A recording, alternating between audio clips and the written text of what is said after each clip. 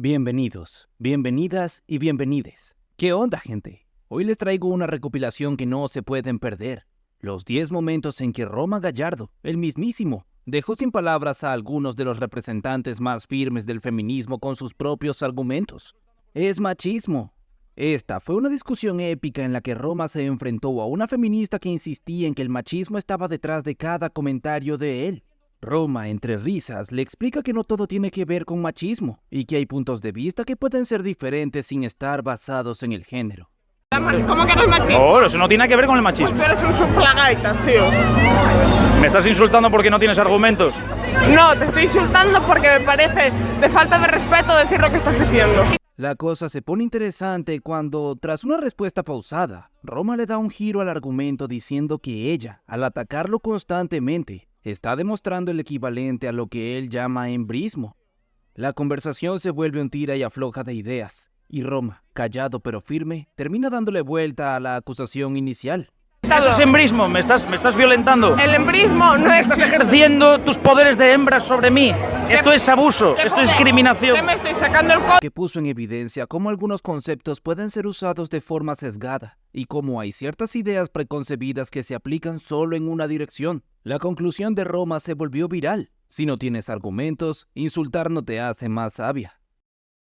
La brecha salarial. Aquí Roma tocó un tema muy debatido, la brecha salarial. Una feminista aseguraba que en España existía una diferencia de salarios brutal entre hombres y mujeres por el mismo trabajo, y Roma se lanzó al debate. Le preguntó si sabía exactamente en qué consistía esa brecha, y si tenía datos de empresas donde esto sucediera, pues de ser así, podría denunciarlo y cambiar las cosas. Sin embargo, ella solo repetía que era algo evidente sin citar fuentes concretas. Si realizan el mismo trabajo, hombre, ya me jodería que no fuera así. Pero ¿cómo mide la ley el grado de discriminación a la hora de seleccionar en una entrevista si se prefiere a un hombre o a una mujer? Por razones X, totalmente arbitrarias. ¿Cómo se mide a nivel legislativo que un cuerpo de trabajadores tenga más confianza en un hombre que en una mujer para asumir altos cargos de mando? Es una falacia decir que si la ley dice que debe haber igualdad, por consecuencia, esta igualdad va a existir sí o sí. Es como si digo, claro, no hay ladrones, porque si la ley dice que es ilegal robar, pues ya está, no se van a producir más casos de robo. Con calma, Roma explicó que aunque existen diferencias salariales entre sectores y puestos, no hay evidencia de que haya una diferencia sistemática por el género en igualdad de condiciones. Esa brecha de género no existe, ni por discriminación de género, ni por ningún tipo de discriminación, porque no se puede demostrar, porque no hay ningún estudio que demuestre, con un listado de empresas donde esto ocurra, un listado que se pueda ver para demostrar que es cierto, porque si existiera, como siempre digo, al día siguiente se denunciaría en estos casos y un tribunal pondría esto en orden, porque la ley lo prohíbe. Muchos se rieron porque, al final, ella no pudo refutarle, y el tema quedó en el aire. Personas no binarias. En este debate, una persona no binaria le explicaba a Roma lo que significaba no identificarse como hombre o mujer.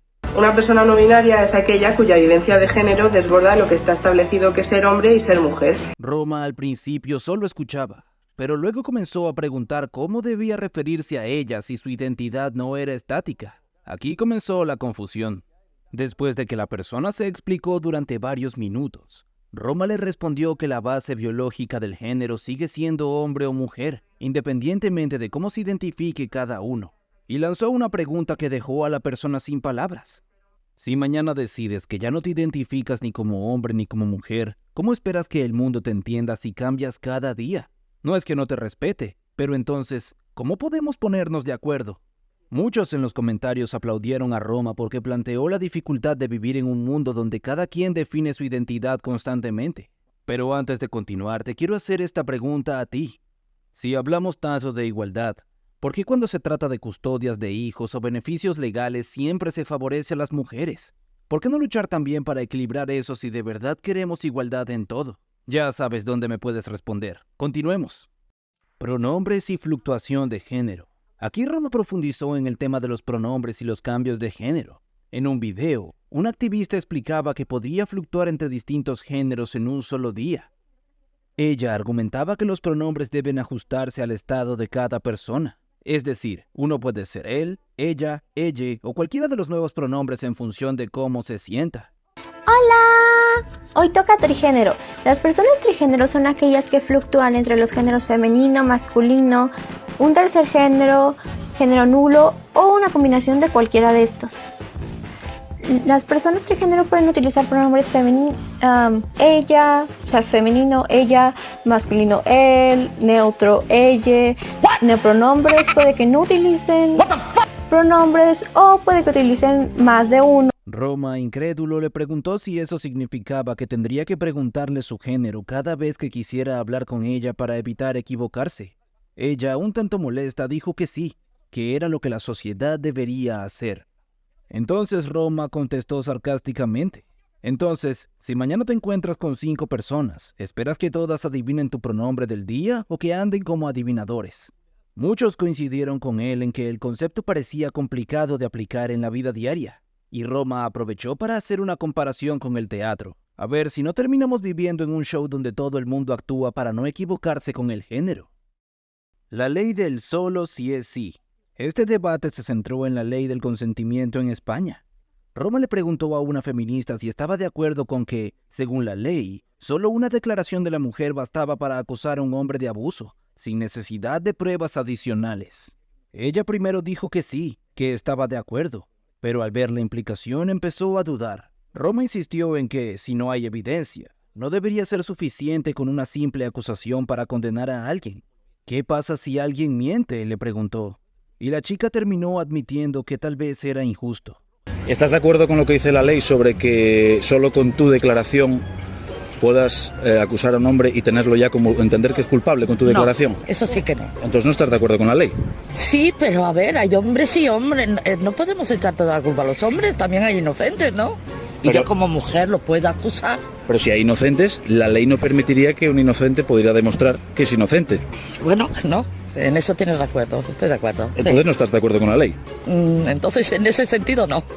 En ese sentido no, si me lo preguntas así. No estás de acuerdo con la ley. No, entonces Este fue uno de los momentos en que Roma mostró las posibles fallas de la ley, lo que causó revuelo porque tocó un tema delicado que muchos prefieren no cuestionar. Aquí Roma se ganó el respeto de muchos hombres y mujeres que creen que la justicia debe basarse en pruebas. La pobreza con nombre de mujer. En este clip, una feminista le explicó a Roma que la pobreza tiene nombre de mujer, a lo que él respondió con estadísticas que mostraban que el 85% de las personas sin hogar en España eran hombres. La feminista, desconcertada, insistía en que el machismo afectaba más a las mujeres, incluso en la pobreza. Roma entonces le planteó un escenario. ¿Por qué entonces la mayoría de los sin techo son hombres? Si es por machismo, ¿cómo es que ellos están peor en este aspecto? Un caso más evidente todavía. ¿Por qué hay más sin techo en España, hombres que mujeres? ¿Por qué hay?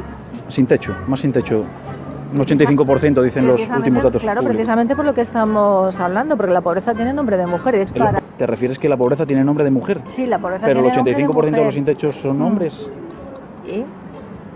Se contradice un poco con No, lo que dices, ¿no? no se contradice.